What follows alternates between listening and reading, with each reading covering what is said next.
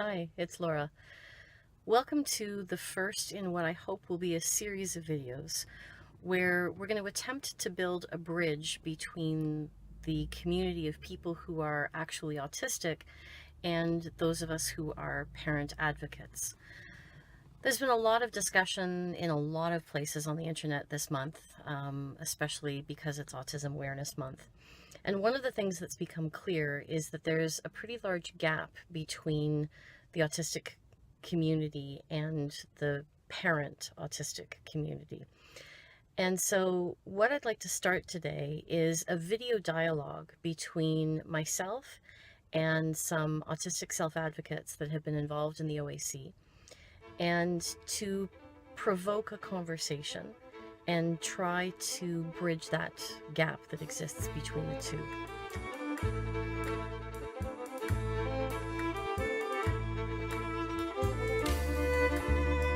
All right.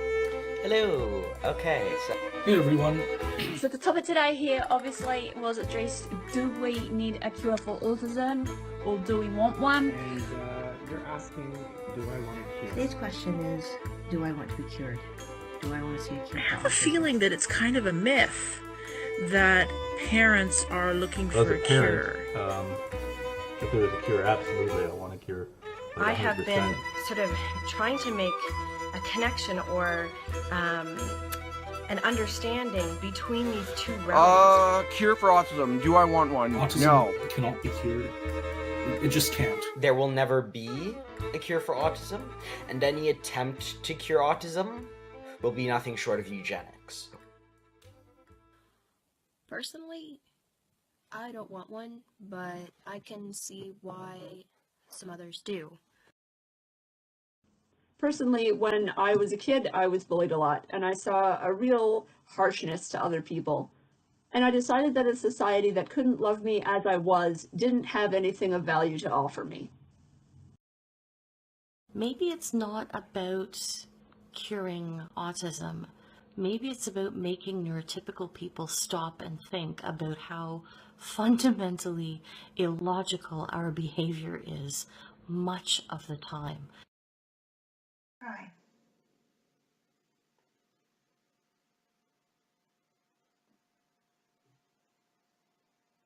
Yeah, that works. Okay. Welcome. Say hi. Hi. And I want you to introduce yourself to everybody. Go. Push harder. Yeah.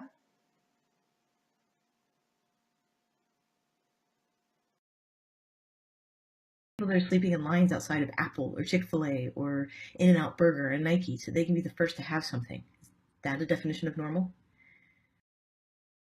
We are labelled obviously too broken, too hard to fix, too hard to understand, too hard to just, get along with or whatever. And this misconception or ideal needs to be banished right now, I believe.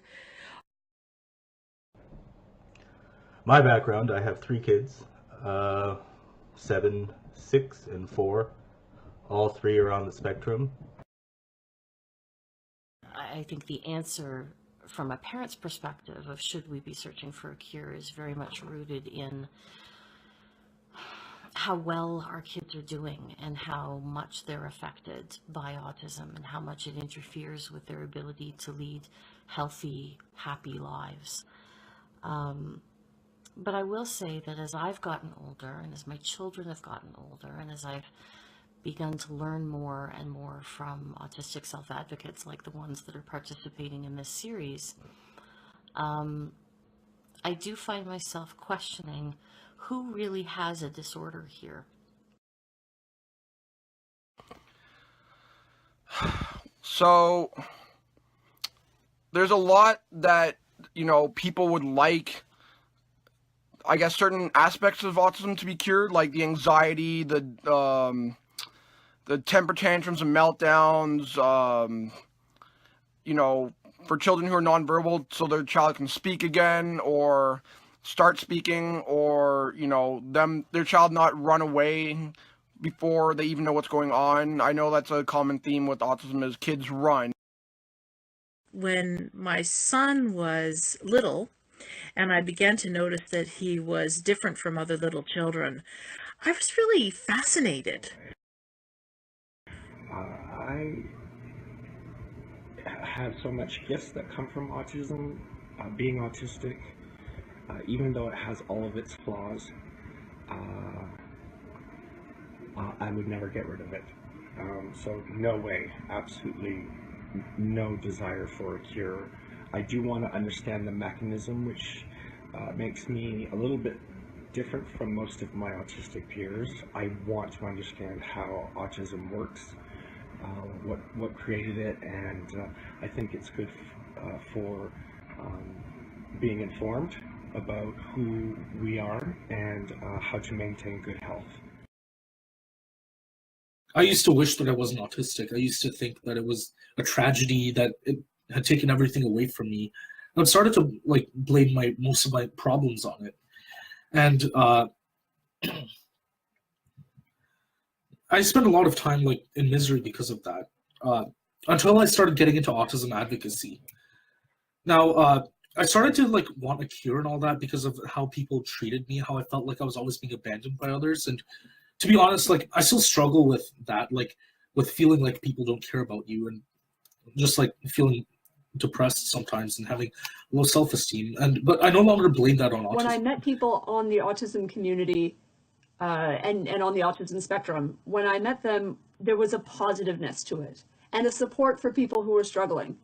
Your stimming is beautiful. Your echolalia is wonderful. You are a whole person. Right now, as you are, you don't need to be fixed. There's nothing wrong with us. We're not broken or puzzling or mysterious. We are human beings. We are autistic. Autism as identity. And autism as identity became so much easier to swallow than you're a disease.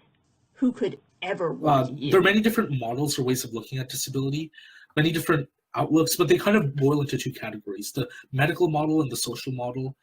And I started seeing it more in the social model, that everyone, even neurotypicals, have strengths and weaknesses. And the more I started learning about autism and the more I delved into autistic advocacy, I started to realize this, that neurotypicals have a lot of flaws. And in fact, there are a lot of double standards in how we treat non-autistic people versus how we treat autistic people. And when I came to realize that, and when I started to understand things more, that's when I realized that the vast majority, if not all of the challenges that we see from autism are not actually a result of autism. They're a result of how society treats us. Daughter, who's 7, I guess my only daughter, but 7, she really only has one word, and that's tickle, which is great when she says it. I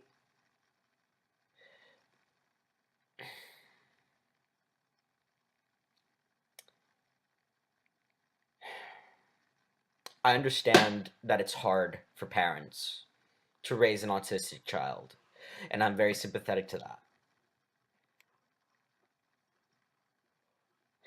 But at the same time, if you're not prepared to have a disabled child, don't have a child.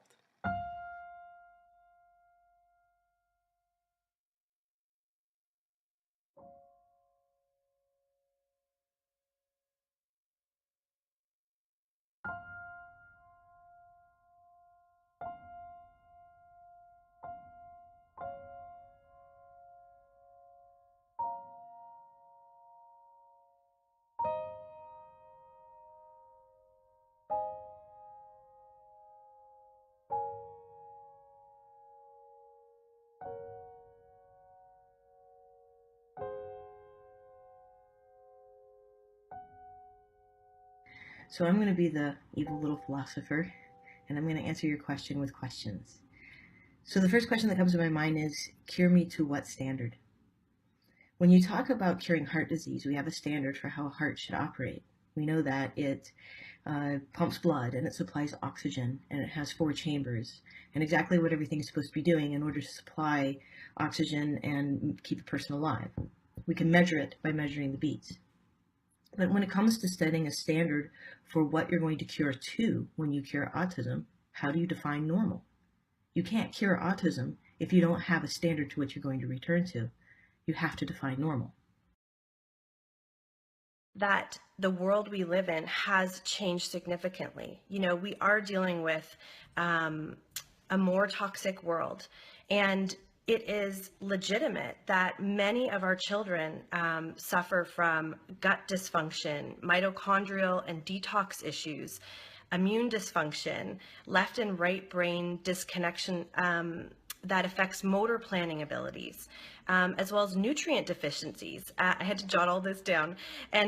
And all of this, which no doctor typically recommends you get any testing for. I took this on myself, and very legitimately, Andrew is dealing, that's my son, is dealing with a lot of these challenges. And so as Andrew's mother, you know, I take it upon myself to want to support him and his body as much as I can, just like I would say for all kids and all people, to be honest, to alleviate the challenges that they experience so that they are able to thrive being who they And then my are. youngest is probably the happiest person you'll ever meet. He's 4.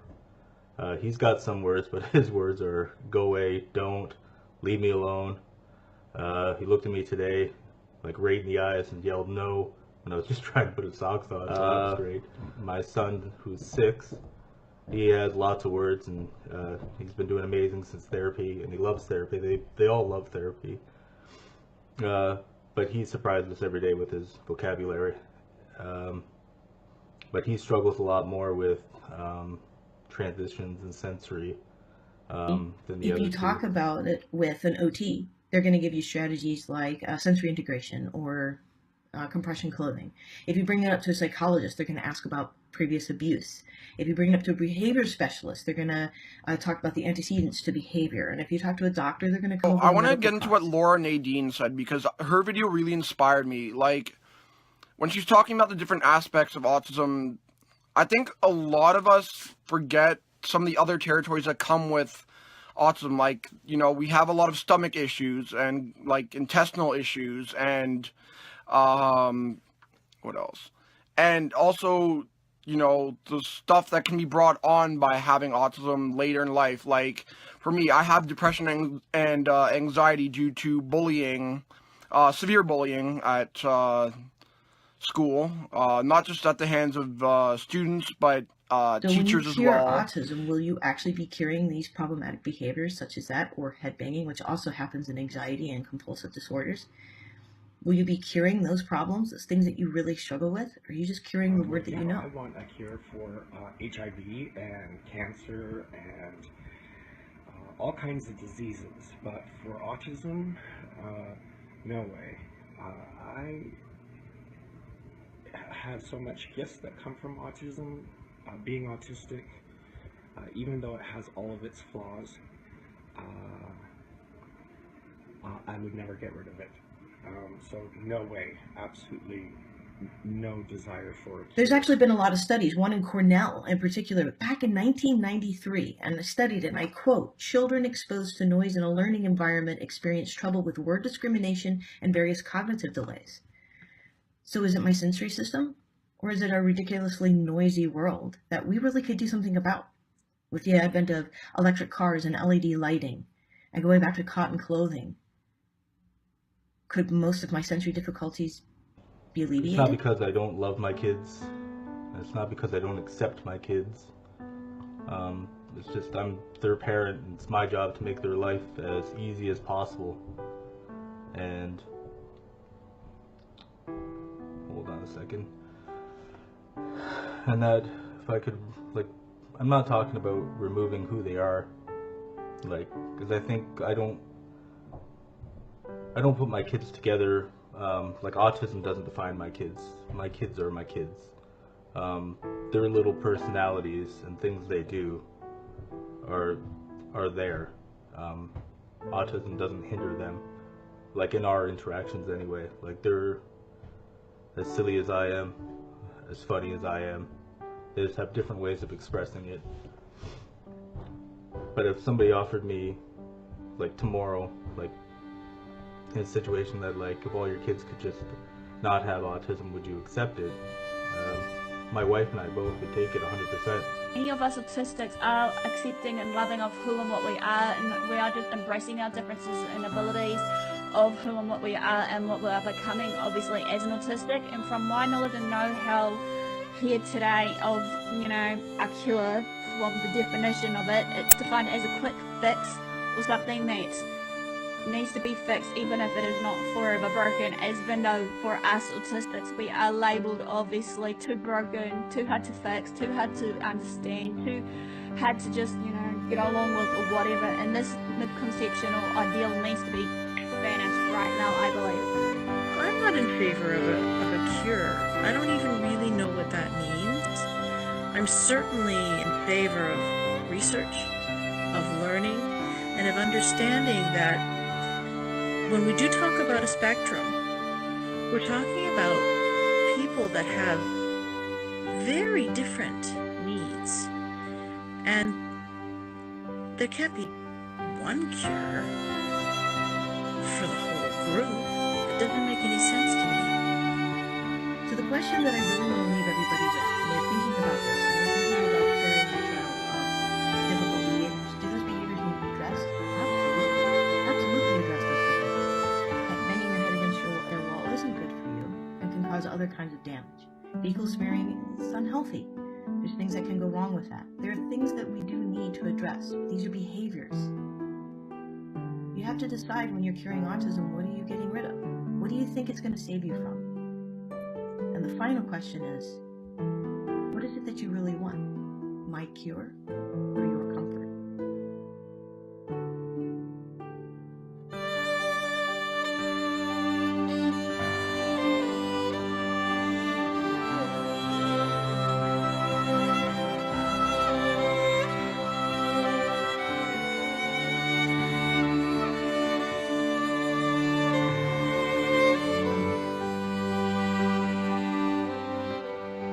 Now, if my kids could grow up, and I've watched a lot of videos of the adults with autism, and I think you guys are all fantastic. But if somebody could offer me a cure tomorrow for my kids, I would take it. But then the next day, if somebody could offer me it, their kids can grow up to be like these people, I would take that 100% too. I think you guys are all amazing, articulate, well thought out, just incredible. Like, that's what I want in my kids. I want my kids to be with really awesome adults. And for me personally, like I said this in some of my comments, that like the main thing I want for my kids is to grow up and like to be happy, you know, and know that their dad loves them. And like, this is really, like, autism doesn't affect that at all. I'm going to have to cut this video somewhat short because one of my kids just left, so I'm gonna go out in the yard. I'm definitely leaving some stuff out, but this is my first video, and so thank you. And any questions, please put them in the comment section. I'll answer them, or anything I've said wrong, please just let me know. I'll do my best. And you know, when my opinion's not, you know, like stuck, you're able to change my mind through, you know, good discussion and everything. And I've enjoyed the discussion and the page. So thank you. Have a good day. I was told that at the age of 3 that I would never talk. I was barely verbal at the time. Well, I was almost nonverbal. Let's put it that way. I was almost nonverbal, and usually I would communicate by screaming, crying, and grunting. So, with lots of nurture, and including a mother that never gave up on me, I began to improve. I began to communicate better, and now I am where I am. I not only talk, but I am bilingual in English and Spanish, and I am a few classes away from completing a bachelor's degree. I have quite a few hobbies, including painting. And yeah,